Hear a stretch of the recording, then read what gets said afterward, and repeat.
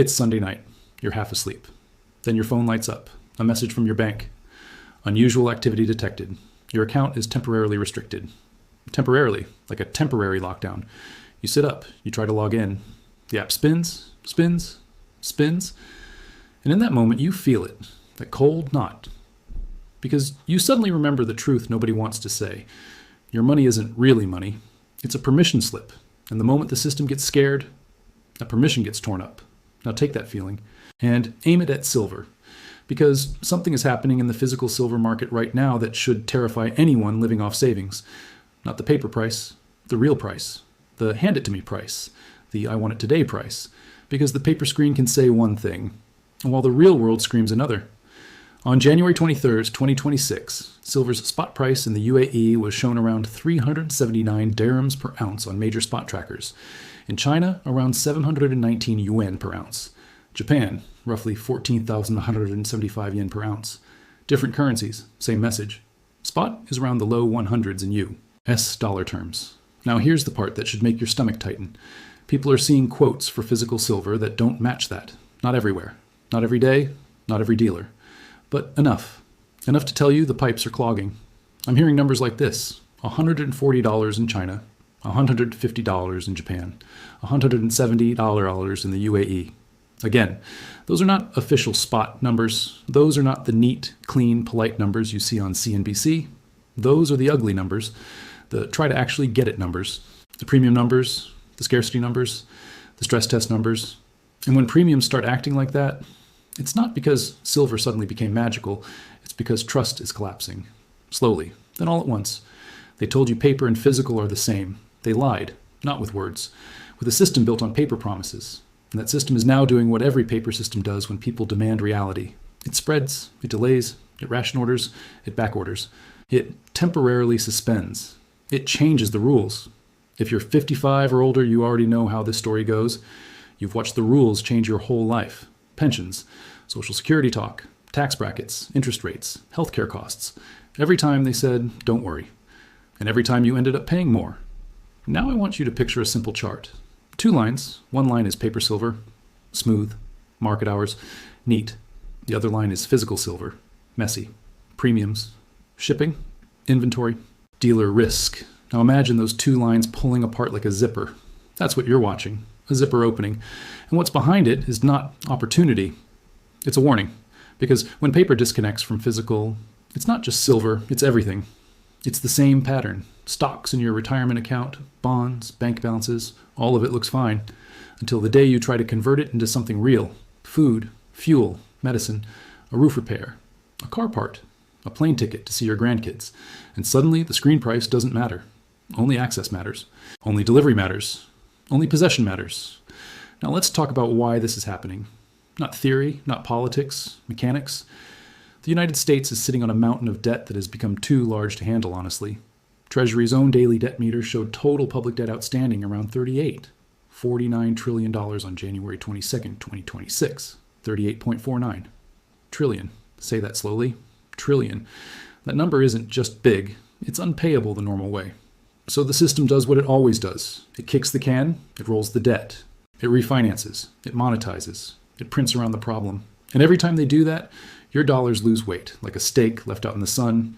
Same shape, less substance. Now the interest, this is where it gets lethal, because at these levels, interest becomes a second national budget. Independent budget groups and projections have been warning that net interest costs are headed for about $1 trillion a year in 2026, rising further after that. $1 trillion. Just interest. Not paying the debt down, not building anything, just paying the fee for past mistakes. This isn't a theory. This is math. When you owe that much, you cannot raise taxes enough without blowing up the economy. You cannot cut spending enough without riots. So what's left? The quiet option, the coward's option. Inflate it away, shrink the real value of what you owe by shrinking the real value of the currency. Now they'll never say it like that. They'll dress it up. Targeting, stability, tools. But you know what it feels like. It feels like your grocery bill climbing. It feels like home insurance jumping. It feels like property taxes biting harder. It feels like your fixed income becoming a fixed trap.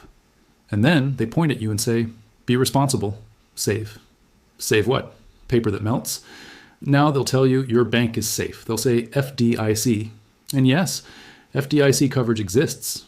The standard insurance amount is $250,000 per depositor, per insured bank, per ownership category. That's the rule. But here's the part you never hear in the commercial. The FDIC fund itself is not infinite. The deposit insurance fund was about $145, $3 billion as of June 30th, 2025. Billions. Against a banking system measured in trillions of deposits. So ask yourself a simple question. If we ever saw a real wave, not a small bank, not a headline bank, a wave, how fast does that pool drain? And what happens while it drains? Limits, delays, processing, verification, paperwork. Meanwhile, your bills don't wait, your pharmacy doesn't wait, your landlord doesn't wait. Now take that risk and compare it to a silver coin in your hand.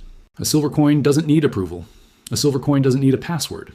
A silver coin doesn't need the grid. That's the point. Now, why are physical premiums blowing out in places like Asia and the Middle East? Because silver isn't just a precious metal anymore. It's an industrial metal, a strategic metal, a national security metal. And governments treat strategic materials one way. They control them.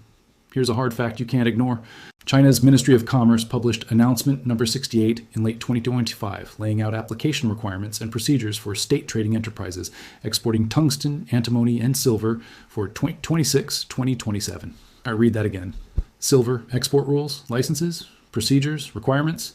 That's not a rumor, that's policy. And when the world's biggest processing hub tightens the valve, the whole world feels it. So when you hear $140 in China, you should hear what it really means. Not that the official spot price is $140, but that some people are paying levels that imply a brutal premium for physical availability.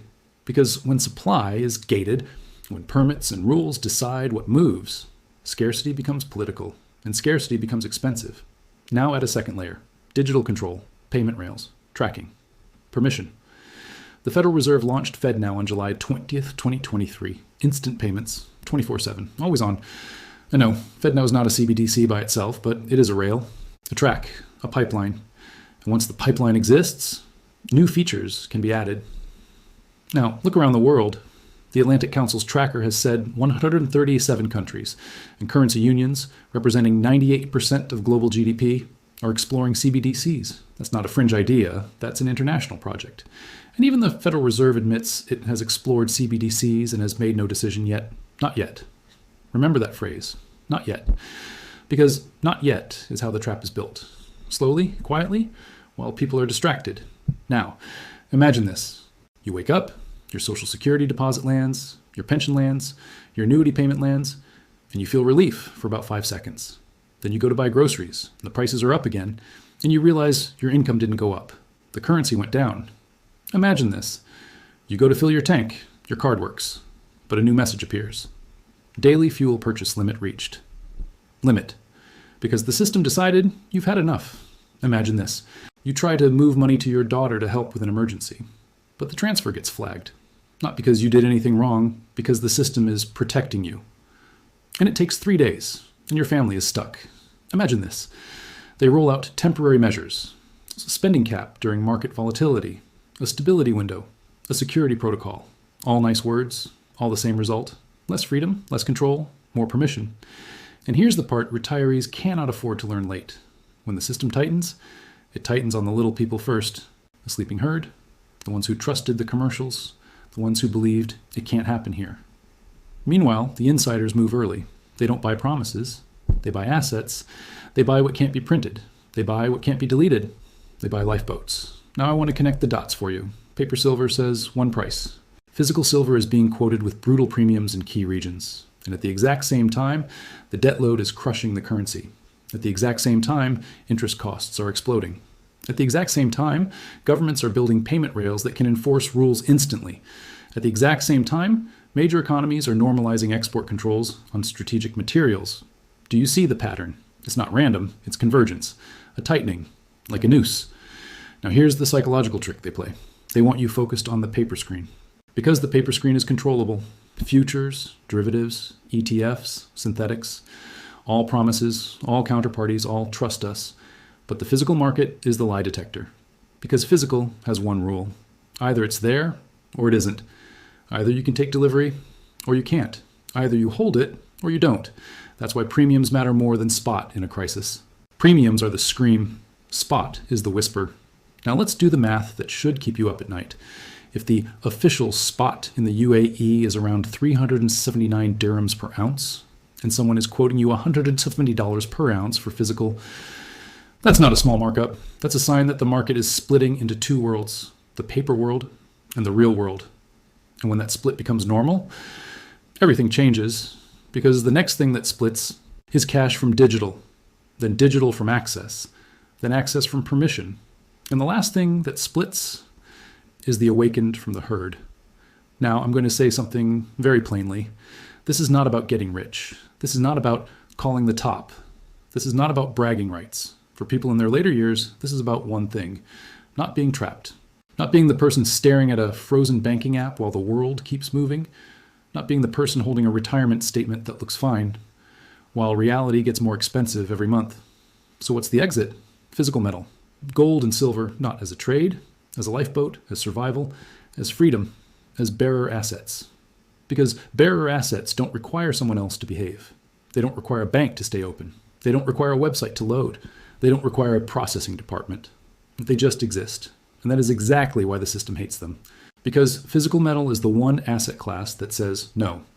No to permission. No to counterparty risk. No to digital handcuffs. Now let's talk counterparty risk like grown-ups. If your wealth is in a bank, you are trusting the bank. If your wealth is in a brokerage, you are trusting the broker. If your wealth is in an ETF, you are trusting custodians, administrators, market makers, settlement systems, and the rules of the exchange. That's a lot of someone else. And in normal times, it feels fine until it isn't. Until there's a temporary halt, a technical issue, a liquidity event, a stability measure. And then you learn what counterparty risk really means. It means you are holding a promise, and promises burn in a fire. Physical gold and silver don't need a promise. They are the promise. Now, I'm not telling you to bet your entire life on one metal. I'm not telling you to gamble. I'm telling you to think like a survivor, to think like someone who has seen enough history to know the script.